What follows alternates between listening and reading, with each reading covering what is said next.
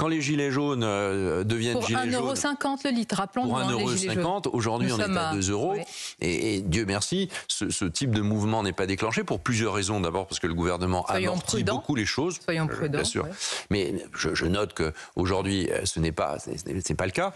Et pour une bonne raison, à mon avis. La première, c'est que quand même le pouvoir d'achat a été, je sais bien, il est agressé, ce pouvoir d'achat, mais il est quand même très soutenu par le gouvernement aujourd'hui, et probablement plus soutenu que dans tous les autres pays du monde. Le président a dit lors de son intervention sur TF1 et France 2 que que la dynamique des salaires a résorbé un peu l'inflation. Mais franchement, tous les Français, quand ils ont vu l'augmentation des œufs, des pâtes, ils se sont dit mais de quoi parle le chef de l'État ? Mais parce que les salaires ont augmenté d'à peu près 5%. Alors en 2022, il y a une perte de pouvoir d'achat, c'est clair.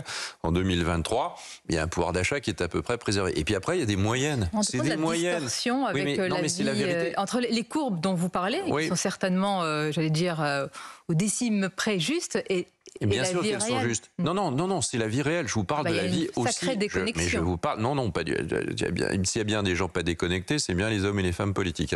C'est les moins déconnectés, peut-être avec les journalistes, mais les moins déconnectés parce qu'on parle. Reconnaissez que vous êtes aux manettes, et qu'on est élu par des personnes et qu'on est intégré dans son propre territoire. Vous trouvez que les mesures là, les mesures de pouvoir d'achat, elles ont été gigantesques. Les mesures de pouvoir d'achat, c'est de l'ordre de 40 milliards. Ces 40 milliards, ils ne sont pas allés dans la mer comme ça, ils n'ont pas coulé. Ils sont bien allés quelque part. Et donc ils sont allés vers les Français, ils ont réduit et absorbé une partie de l'aide. Et puis par ailleurs, il y a eu évidemment l'augmentation des salaires. Quand je dis vous, c'est-à-dire l'État, il a profité de l'inflation. Pour certains, ici même, il y a quelques jours, Xavier Bertrand a parlé d'une cagnotte, d'un jackpot profiteur de crise. Non, mais j'aime beaucoup Xavier Bertrand, mais parfois il ne dit pas nécessairement des choses justes.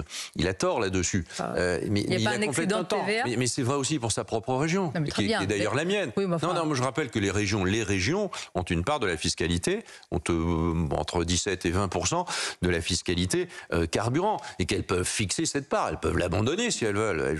C'est curieux de demander toujours à l'État des efforts et jamais à soi. Donc en tout cas, et d'ailleurs cette affaire de fiscalité, il y a à peu près 55% de fiscalité sur l'essence. On dit il faut arrêter la fiscalité. Ça c'est ce que dit le Rassemblement national et quelques autres, assez populistes. On n'a qu'à supprimer la TVA ou baisser la TVA, baisser la TICPE, enfin que sais-je, baisser la fiscalité. Mais cette fiscalité, elle ne sert pas à elle sert payer, à quoi? On l'a entendu, le président de la République a dit en partie la transition énergétique. Mais elle ne sert pas à payer le Saint-Esprit, elle sert à payer les services publics. Mais très bien, sur le service public, très bien. Mais sur la partie qui permet de financer la transition énergétique. Et hier, le président a présenté son plan. Il y a quand même des arbitrages. Est-ce que vous ne pouvez pas aujourd'hui un petit peu limiter, freiner certains de ces objectifs dans la transition énergétique? Fin du mois, fin du monde. Il n'y a pas d'arbitrage pour vous? Mais l'arbitrage, il est constant entre la fin du mois et la fin du monde.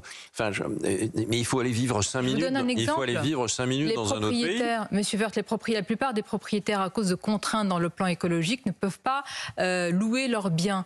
De plus en plus. Et c'est autant de locataires qui ne peuvent pas louer ce bien à cause de contraintes. Est-ce qu'on ne peut pas lever un petit peu la chape de plomb sur ces personnes-là? Le président, hier, a été dans le sens que vous indiquez, c'est-à-dire que ce n'est pas des mesures de contraintes environnementales, c'est des mesures dans lesquelles on accompagne un changement de société, avec des mesures précises, ça va des pompes à chaleur, en passant par le véhicule, par les batteries, etc. etc. Donc il n'y a plus ces contraintes. On ne va pas vous dire... vous voulez changer votre... Non, mais vous voulez changer votre chaudière à gaz, vous n'avez plus le droit. Ou vous vouliez vendre votre appartement qui est mal classé dans le domaine des émissions, vous ne pouvez plus le vendre. Sauf si vous faites des travaux. Bon, il a à juste titre... Le coût des travaux, si je dois vendre un bien mais que je dois faire des travaux de 100 000 €... Oui, enfin, il y a la prime rénov'. Enfin, écoutez, en France, dès qu'on se retourne, il y a la possibilité d'être aidé. Donc, quasiment. Hein. Donc, vraiment, il y a un moment donné, il faut arrêter de pleurer surtout. Il faut regarder le monde qui bouge. Et le monde, il bouge autour de nous et pas uniquement autour de notre propre nombril. Donc, il faut faire très attention à tout ça. Vous êtes en train de nous dire qu'il faut se consoler quand on se compare ? Non, il faut de l'effort. Il faut faire des efforts. Et l'idée de planification écologique, c'est pas un terme techno. C'est planifier, ça veut dire je regarde ce qui va se passer. Et j'essaie de fixer des objectifs par grands secteurs. Mais est-ce qu'ils sont réalisables? La voiture électrique, par exemple, est-ce que vous êtes venu en voiture électrique ce matin, monsieur Woerth? Non. Alors, il faut qu'on se convertisse tous, vous voyez? Non plus. J'ai pédalé pour arriver. C'est bien.